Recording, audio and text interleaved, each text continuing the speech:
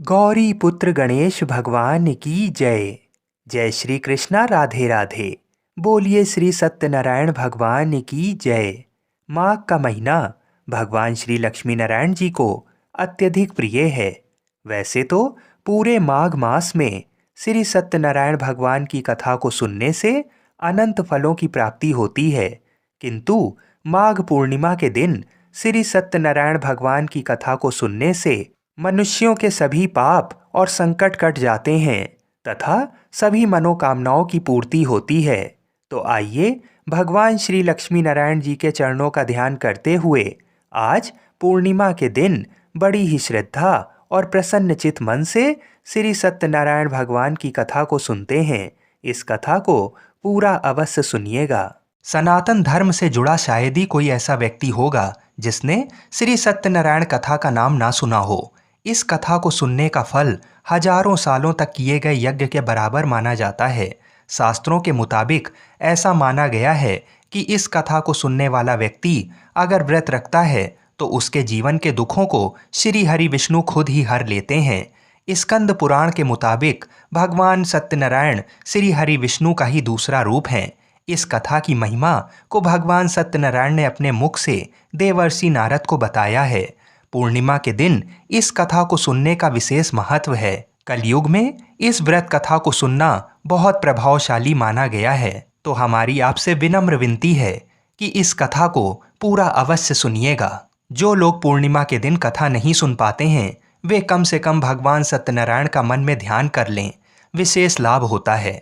पुराणों में ऐसा भी बताया गया है कि जिस स्थान पर श्री सत्यनारायण भगवान की पूजा होती है वहाँ गौरी, गणेश, नवग्रह और समस्त दिक्पाल आ जाते हैं। केले के पेड़ के नीचे अथवा घर के ब्रह्म स्थान पर पूजा करना उत्तम फल देता है। भोग में पंजीरी, पंचामृत, केला और तुलसी दल विशेष रूप से शामिल करें। सिर्फ पूर्णिमा को ही नहीं, परिस्थितियों के मुताबिक किसी भी दिन कथा सुनी जा सकती है। बृहस्पतिवार को कथा सुनना विशेष लाभकारी होता है। भगवान तो बस प्रेम और भाव के भूखे हैं। इस कथा के प्रभाव से खुशहाल जीवन, दाम्पत्य सुख, मन चाहे वर वधू, संतान, स्वास्थ्य जैसी समस्त मनोकामनाओं की पूर्ति होती है। अगर पैसों से जुड़ी कोई समस्या है तो ये कथा किसी संजीवनी से कम नहीं है। तो जब भी मौका मिले भगवान की कथा सुने और सुनाएं। आइए भगवान श्री लक्ष्मी नारायण जी के चरणों का ध्यान करते हुए इस कथा को सुनते हैं। एक समय की बात है, नैमिषारण्य तीर्थ में सौनक आदि 88,000 ऋषियों ने श्री सूत जी से पूछा, हे प्रभु, इस कलयुग में वेद विद्या रहित मनुष्य को प्रभु भक्ति किस प्रकार मिल सकती है तथा उनका उद्धार कैसे होगा। हे मुनि श्रेष्ठ, कोई ऐसा तप बताइए जिससे थोड़े समय में ही पुण्य मिले और मनोवांछित फल भी मिल जाए। इस प्रकार की कथा सुनने की हम इच्छा रखते हैं। सर्वशास्त्रों के ज्ञाता सूत जी बोले, हे वैष्णवों में पूज्य, आप सभी ने प्राणियों के हित की बात पूछी है, इसलिए मैं एक ऐसे श्रेष्ठ व्रत को आप लोगों को बताऊंगा जिसे नारद जी ने लक्ष्मी नारायण जी से पूछा था और लक्ष्मीपति ने मुनि श्रेष्ठ नारद जी से कहा था, आप सब इसे ध्यान से सुनिए। एक समय की बात है, योगी राज नारद जी दूसरों के हित की इच्छा लिए अनेकों लोकों में घूमते हुए मृत्यु लोक में आ पहुंचे। यहाँ उन्होंने अनेक योनियों में जन्मे प्राय सभी मनुष्यों को अपने कर्मों द्वारा अनेकों दुखों से पीड़ित देखा। उनका दुख देख नारद जी सोचने लगे कि कैसा यत्न किया जाए जिसके करने से निश्चित रूप से मानव के दुखों का अंत हो जाए। इसी प्रकार पर मनन करते हुए वह विष्णु लोक में गए। वहाँ वह देवों के ईश नारायण की स्तुति करने लगे, जिनके हाथों में शंख, चक्र, गदा और पद्म थे। गले में वरमाला पहने हुए थे। स्तुति करते हुए नारद जी बोले, हे भगवान, आप अत्यंत शक्ति से संपन्न हैं। मन तथा वाणी भी आपको नहीं पा सकती। आपका आदि, मध्य तथा अंत नहीं है। निर्गुण स्वरूप सृष्टि के कारण भक्तों के दुख को दूर करने वाले हैं। आपको मेरा नमस्कार है। नारद जी की स्तुति सुन विष्णु भगवान बोले, हे मुनि श्रेष्ठ, आपके मन में क्या बात है? आप किस काम के लिए पधारे हैं? उसे निसंकोच कहो।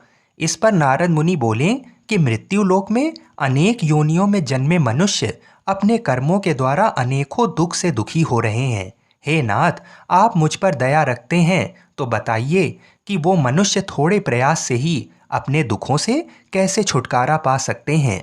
तब श्री हरि बोले, हे नारद, मनुष्यों की भलाई के लिए तुमने बहुत अच्छी बात पूछी है, जिसके करने से मनुष्य मोह से छूट जाता है। वह बात मैं कहता हूँ, उसे ध्यानपूर्वक सुनो। स्वर्गलोक व मृत्युलोक दोनों में एक दुर्लभ उत्तम व्रत है जो पुण्य देने वाला है। आज प्रेमवश होकर मैं उसे तुमसे कहता हूँ। श्री सत्यनारायण भगवान का ये व्रत अच्छी तरह विधान पूर्वक करके मनुष्य तुरंत ही यहाँ सुख भोग कर मरने पर मोक्ष पाता है। श्री हरि के वचन सुन नारद जी बोले कि उस व्रत का फल क्या है और उसका विधान क्या है। ये व्रत किसने किया था, इस व्रत को किस दिन करना चाहिए, सभी कुछ विस्तार से बताइए। नारद जी की बात सुनकर श्री हरि बोले, दुख व शोक को दूर करने वाला, ये सभी स्थानों पर विजय दिलाने वाला है। मानव को भक्ति व श्रद्धा के साथ शाम को श्री सत्यनारायण की पूजा धर्मपरायण होकर ब्राह्मणों व बंधुओं के साथ करनी चाहिए। भक्ति भाव से ही नैवेद्य, केले का फल, घी, दूध और गेहूं का आटा सवाया लें।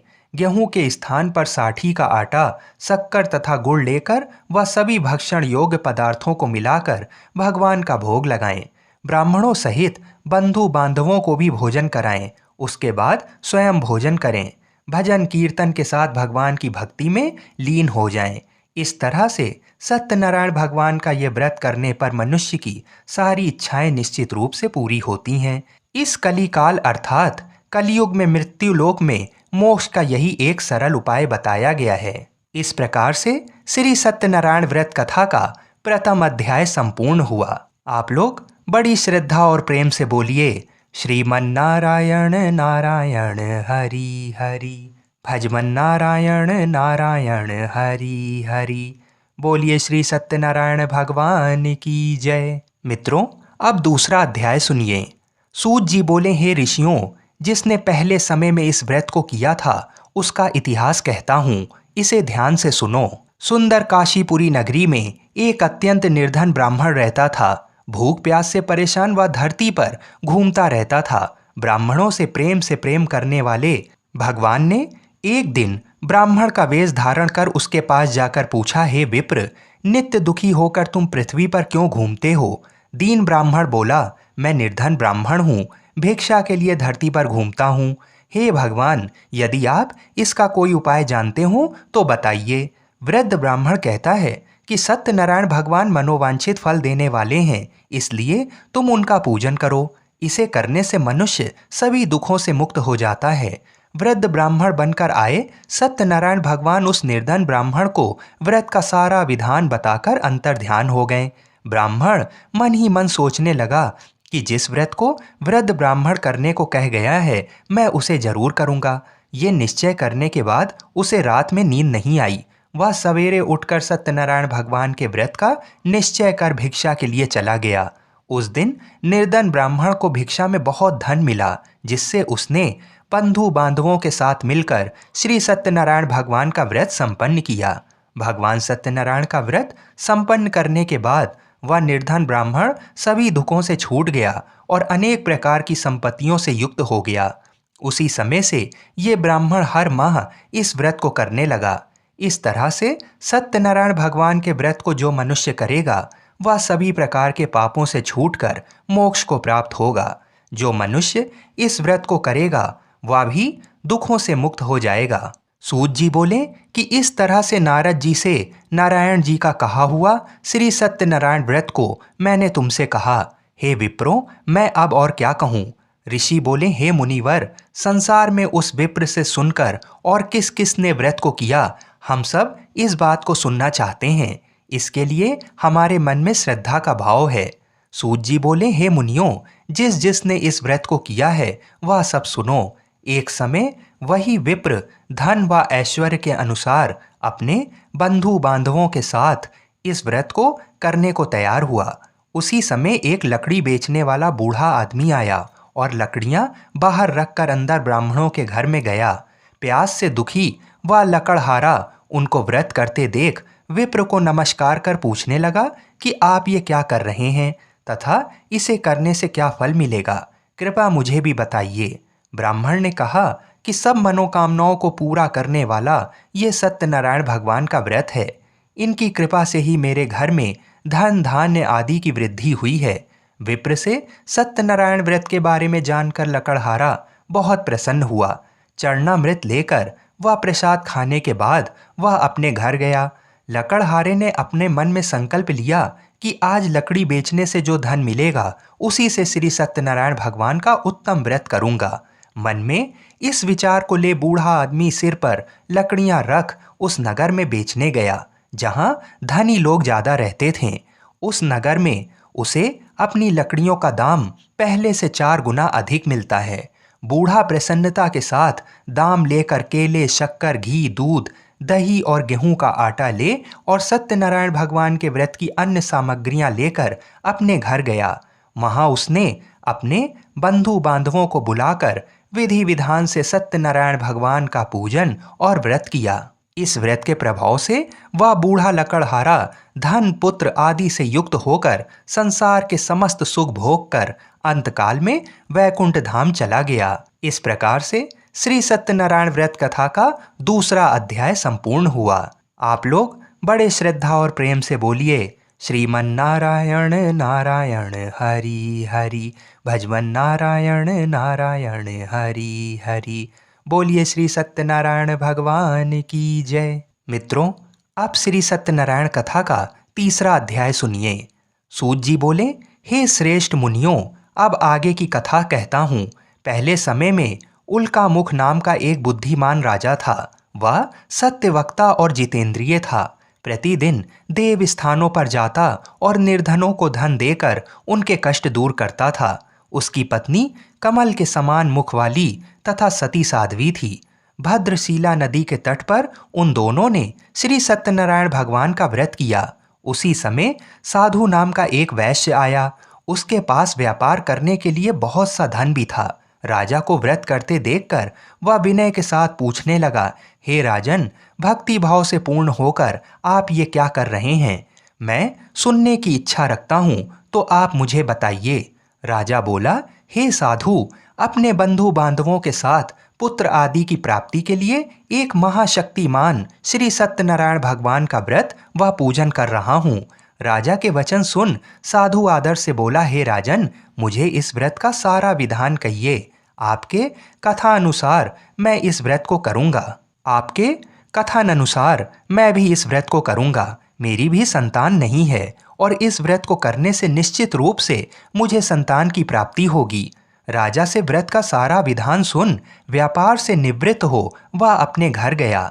साधु वैश्य ने अपनी पत्नी को संतान देने वाले इस व्रत का वर्णन कह सुनाया और कहा कि जब मेरी संतान होगी तब मैं इस व्रत को करूँगा। साधु ने इस तरह के वचन अपनी पत्नी लीलावती से कहे। एक दिन लीलावती पति के साथ आनंदित हो सांसारिक धर्म में प्रवृत्त होकर सत्यनारायण भगवान की कृपा से गर्भवती हो गई। 10वें महीने में उसके गर्भ से एक सुंदर कन्या ने जन्म लिया। दिनों दिन वह ऐसे बढ़ने लगी कि जैसे कि शुक्ल पक्ष का चंद्रमा बढ़ता है। माता पिता ने अपनी कन्या का नाम कलावती रखा। एक दिन लीलावती ने मीठे शब्दों में अपने पति को याद दिलाया कि आपने सत्यनारायण भगवान के जिस व्रत को करने का संकल्प किया था उसे करने का समय आ गया है। आप इस व्रत को करिए। साधु बोला कि हे प्रिय, इस व्रत को मैं उसके विवाह पर करूंगा। इस प्रकार अपनी पत्नी को आश्वासन देकर वह नगर को चला गया। कलावती पिता के घर में रह वृद्धि को प्राप्त हो गई। साधु ने एक बार नगर में अपनी कन्या को सखियों के साथ देखा तो तुरंत ही दूत को बुलाया और कहा कि मेरी कन्या के लिए योग्य वर देख कर आओ। साधु की बात सुनकर दूत कंचन नगर में पहुंचा और वहां देखभाल कर लड़की के सुयोग्य वाणिक पुत्र को ले आया। सुयोग्य लड़के को देख साधु ने बंधु बांधवों को बुलाकर अपनी पुत्री का विवाह कर दिया। लेकिन दुर्भाग्य की बात ये कि साधु ने अभी भी श्री सत्यनारायण भगवान का व्रत नहीं किया। इस पर श्री भगवान क्रोधित हो गए और श्राप दिया कि साधु को अत्यधिक दुख मिले। अपने कार्य में कुशल साधु बनिया जमाई को लेकर समुद्र के पास स्थित होकर रत्नासारपुर नगर में गया। वहां जाकर दामाद ससुर दोनों मिलकर चंद्रकेतु राजा के नगर में व्यापार करने लगे। एक दिन भगवान सत्यनारायण की माया से एक चोर राजा का धन चुराकर भाग रहा था। उसने राजा के सिपाहियों को अपना पीछा करते देख चुराया हुआ धन वहां रख दिया जहां साधु अपने जमाई के साथ ठहरा हुआ था। राजा के सिपाहियों ने साधु वैश्य के पास राजा का धन पड़ा देखा तो वह ससुर जमाई दोनों को बांधकर प्रसन्नता से राजा के पास ले गए और कहा कि इन दोनों चोरों को हम पकड़ लाए हैं, आप आगे की कार्यवाही की आज्ञा दें। राजा की आज्ञा से उन दोनों को कठिन कारावास में डाल दिया गया और उनका सारा धन भी उनसे छीन लिया गया। श्री सत्यनारायण भगवान से श्राप से साधु की पत्नी भी बहुत दुखी हुई। घर में जो धन रखा था उसे चोर चुरा ले गए। शारीरिक तथा मानसिक पीड़ा व भूख प्यास से अति दुखी हो अन्न की चिंता में कलावती ब्राह्मण के घर गई। वहां उसने श्री सत्यनारायण भगवान का व्रत होते देखा, फिर कथा भी सुनी। वह प्रसाद ग्रहण कर वह रात को घर वापस आई। माता ने कलावती से पूछा कि हे पुत्री, अब तक तुम कहाँ थी, तेरे मन में क्या है? कलावती ने अपनी माता से कहा, हे माता, मैंने एक ब्राह्मण के घर में श्री सत्यनारायण भगवान का व्रत देखा है। कन्या के वचन सुन लीलावती भगवान के पूजन की तैयारी करने लगी। लीलावती ने परिवार व बंधुओं सहित सत्यनारायण भगवान का पूजन किया और उनसे वर मांगा कि मेरे पति तथा जमाई शीघ्र घर आ जाएं। साथ ही ये भी प्रार्थना की कि हम सबका अपराध भगवान क्षमा करें। श्री सत्यनारायण भगवान इस व्रत से संतुष्ट हो गए और राजा चंद्रकेतु को सपने में दर्शन दे कहा कि हे राजन, तुम उन दोनों वैश्यों को छोड़ दो और तुमने उनका जो धन लिया है उसे भी वापस कर दो। अगर ऐसा नहीं किया तो मैं तुम्हारा धन, राज्य व संतान सभी को नष्ट कर दूंगा। राजा को ये सब कहकर वह अंतर्ध्यान हो गए। प्रातःकाल सभा में राजा ने अपना सपना सुनाया। फिर बोले कि बणिक पुत्रों को कैद से मुक्त कर सभा में लाओ। दोनों ने आते ही राजा को प्रणाम किया। राजा मीठी वाणी में बोला, हे महानुभावों, भाग्यवश ऐसा कठिन दुख तुम्हें प्राप्त हुआ है, लेकिन अब तुम्हें कोई भय नहीं है। ऐसा कह राजा ने उन दोनों को नए वस्त्र आभूषण भी पहनाए और जितना धन उनका लिया था उससे दोगुना धन वापस कर दिया। दोनों वैश्य अपने घर को चल दिए। इस प्रकार से श्री सत्यनारायण भगवान व्रत कथा का तीसरा अध्याय यहीं पर संपूर्ण हुआ। बड़े ही श्रद्धा और प्रेम से बोलिए, श्रीमन्नारायण नारायण हरि हरि, भजमन नारायण नारायण हरि हरि। बोलिए श्री सत्यनारायण भगवान की जय। मित्रों, आइए अब श्री सत्यनारायण भगवान की कथा का चौथा अध्याय सुनते हैं। सूत जी बोले, वैश्य ने मंगलाचार कर अपनी यात्रा आरंभ की और अपने नगर की ओर चल दिए। उनकी थोड़ी दूर जाने पर एक दंडी वेशधारी श्री सत्यनारायण ने उनसे पूछा, हे साधु, तेरी नाव में क्या है? अभिवाणी वणिक हंसता हुआ बोला, हे दंडी, आप क्यों पूछते हो? क्या धन लेने की इच्छा है? मेरी नाव में तो बेल व पत्ते भरे हुए हैं। वैश्य के कठोर वचन सुन भगवान बोले, तुम्हारे वचन सत्य हों। दंडी ऐसा वचन कहकर वहां से दूर चले गए। कुछ दूर जाकर समुद्र के किनारे बैठ गए। दंडी के जाने के बाद साधु वैश्य ने नित्य क्रिया के पश्चात नाव को ऊंची उठती देखकर अचंभा माना और नाव में बेल पत्ते आदि देख वह मूर्छित हो जमीन पर गिर पड़ा। मूर्छा खुलने पर वह अत्यंत शोक में डूब गया। तब उसका दामाद बोला कि आप शोक ना मनाएं, ये दंडी का श्राप है, इसलिए हमें उनकी शरण में जाना चाहिए, तभी हमारी मनोकामना पूरी होगी। दामाद की बात सुनकर वह दंडी के पास पहुंचा और अत्यंत भक्ति भाव नमस्कार करके बोला, मैंने आपसे जो असत्य वचन कहे थे उनके लिए मुझे क्षमा कर दें। ऐसा कहकर महान शोकातुर हो रोने लगा। तब दंडी भगवान बोले, हे वणिक पुत्र, मेरी आज्ञा से बार बार तुम्हें दुख प्राप्त हुआ है। तू मेरी पूजा से विमुख हुआ। साधु बोला, हे भगवान, आपकी माया से ब्रह्मा आदि देवता भी आपके रूप को नहीं जानते, तब मैं अज्ञानी कैसे जान सकता हूँ? आप प्रसन्न होइए। अब मैं सामर्थ्य के अनुसार आपकी पूजा करूँगा। मेरी रक्षा करो और पहले के समान नौका में धन भर दो। साधु वैश्य के भक्तिपूर्वक वचन सुनकर भगवान प्रसन्न हो गए और उसकी इच्छा अनुसार वरदान देकर अंतर्ध्यान हो गए। ससुर जमाई जब नाव पर आए तो नाव धन से भरी हुई थी।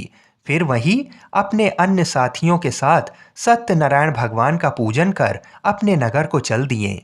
जब नगर के नजदीक पहुंचे तो दूत को घर पर खबर करने के लिए भेज दिया। दूत साधु की पत्नी को प्रणाम कर कहता है कि मालिक अपने दामाद सहित नगर के निकट आ गए हैं। दूत की बात सुन साधु की पत्नी लीलावती ने बड़े हर्ष के साथ सत्यनारायण भगवान का पूजन कर अपनी पुत्री कलावती से कहा कि मैं अपने पति के दर्शन को जाती हूँ, तू कार्य पूर्ण कर शीघ्र आ जा। माता के ऐसे वचन सुन कलावती जल्दी से प्रसाद छोड़ अपने पति के पास चली गई। प्रसाद की अवज्ञा के कारण श्री सत्यनारायण भगवान रुष्ट हो गए और नाव सहित उसके पति को पानी में डुबो दिया। कलावती अपने पति को वहां ना पाकर रोती हुई जमीन पर गिर गई। नौका को डूबा हुआ देख वह कन्या को रोता हुआ देख साधु दुखी होकर बोला कि हे प्रभु, मुझसे तथा मेरे परिवार से जो भूल हुई है उसे क्षमा करें। साधु के दीन वचन सुनकर श्री सत्यनारायण भगवान प्रसन्न हो गए और आकाशवाणी हुई, हे साधु, तेरी कन्या मेरे प्रसाद को छोड़कर आई है, इसलिए उसका पति अदृश्य हो गया है। यदि वह घर जाकर प्रसाद खाकर लौटती है तो इसे इसका पति अवश्य मिलेगा। ऐसी आकाशवाणी सुन कलावती घर पहुंचकर प्रसाद खाती है और फिर आकर अपने पति के दर्शन करती है। इसके बाद साधु अपने बंधु बांधवों सहित श्री सत्यनारायण भगवान का विधि विधान से पूजन करता है। इस लोक का सुख भोग व अंत में स्वर्ग जाता है। इस प्रकार से श्री सत्यनारायण भगवान व्रत कथा का चतुर्थ अध्याय संपूर्ण हुआ। बड़े ही श्रद्धा और प्रेम से बोलिए, श्रीमन्नारायण नारायण हरि हरि, भजमन नारायण नारायण हरि हरि। बोलिए श्री सत्यनारायण भगवान की जय। आइए अब श्री सत्यनारायण भगवान की कथा का 5वां अध्याय सुनते हैं। सूत जी बोले, हे ऋषियों, मैं और भी एक कथा सुनाता हूँ, उसे भी ध्यानपूर्वक सुनो। प्रजापालन में लीन तुंगध्वज नाम का एक राजा था। उसने भी भगवान का प्रसाद त्याग कर बहुत ही दुख सहन किया। एक बार वन में जाकर वन्य पशुओं को मारकर वह बड़ के पेड़ के नीचे आया। वहां उसने ग्वालों को भक्ति भाव से अपने बंधुओं सहित सत्यनारायण भगवान का पूजन करते देखा। अभिमानवश राजा ने उन्हें देखकर भी पूजा स्थान में नहीं गया और ना ही उसने भगवान को नमस्कार किया। ग्वालों ने राजा को प्रसाद दिया, लेकिन उसने वह प्रसाद नहीं खाया और प्रसाद को वहीं छोड़ वह अपने नगर को चला गया। जब वह नगर में पहुंचा तो वहां सब कुछ तहस नहस हुआ पाया तो वह शीघ्र ही समझ गया कि ये सब भगवान ने ही किया है। वह दोबारा ग्वालों के पास पहुंचा और विधि पूर्वक पूजा करके प्रसाद खाया तो श्री सत्यनारायण भगवान की कृपा से सब कुछ पहले जैसा हो गया। दीर्घ काल तक सुख भोगने के बाद मरणोपरांत उसे स्वर्गलोक की प्राप्ति हुई। जो मनुष्य परम दुर्लभ इस व्रत को करेगा तो भगवान सत्यनारायण की अनुकंपा से उसे धन धान की प्राप्ति होगी। निर्धन धनी हो जाता है और भय मुक्त हो जीवन जीता है। संतानहीन मनुष्य को संतान सुख मिलता है और सारे मनोरथ पूर्ण होने पर मानव अंतकाल में वैकुंठ धाम को जाता है। सूत जी बोले, जिन्होंने पहले इस व्रत को किया है अब उनके दूसरे जन्म की कथा कहता हूँ। वृद्ध सतानंद ब्राह्मण ने सुदामा का जन्म लेकर मोक्ष की प्राप्ति की। लकड़हारे ने अगले जन्म में निषाद बनकर मोक्ष प्राप्त किया। उल्का मुख नाम का राजा दशरथ होकर वैकुंठ को गए। साधु नाम के वैश्य ने मोर ध्वज बनकर अपने पुत्र को आरे से चीर कर मोक्ष पाया। महाराज तुंगध्वज ने स्वयंभू होकर भगवान में भक्ति युक्त हो कर्म कर मोक्ष पाया। इस प्रकार से श्री सत्यनारायण व्रत कथा का 5वां अध्याय संपूर्ण हुआ। बड़े ही श्रद्धा और प्रेम से बोलिए, श्रीमन्नारायण नारायण हरि हरि, भजमन नारायण नारायण हरि हरि।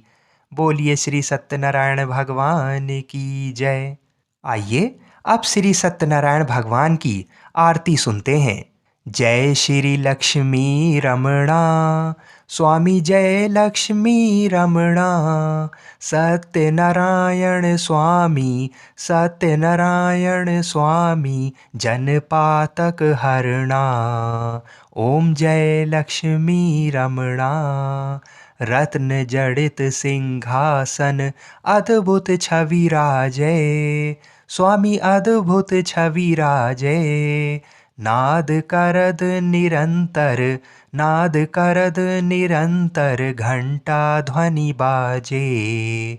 ओम जय लक्ष्मी रमणा। प्रगट भये कलि कारण, द्विज को दर्श दियो। स्वामी द्विज को दर्श दियो। बूढ़ा ब्राह्मण बन के, बूढ़ा ब्राह्मण बन के, कंचन महल कियो। ओम जय लक्ष्मी रमणा। दुर्बल भील कराल, जिन पर कृपा करी। स्वामी जिन पर कृपा करी। चंद्रचूर्ण एक राजा, चंद्रचूर्ण एक राजा, तिनकी विपत हरी। ओम जय लक्ष्मी रमणा। वैश्य मनोरथ पायो, श्रद्धा तज दीनी। स्वामी श्रद्धा तज दीनी। सो फल भोग्यो प्रभु जी, सो फल भोग्यो प्रभु जी, फेर स्तुति कीन्ही। ओम जय लक्ष्मी रमणा। भाव भक्ति के कारण, छिन छिन रूप धरियो। स्वामी छिन छिन रूप धरियो। श्रद्धा धारण कीनी, श्रद्धा धारण कीनी, जन को काज सरियो। ओम जय लक्ष्मी रमणा।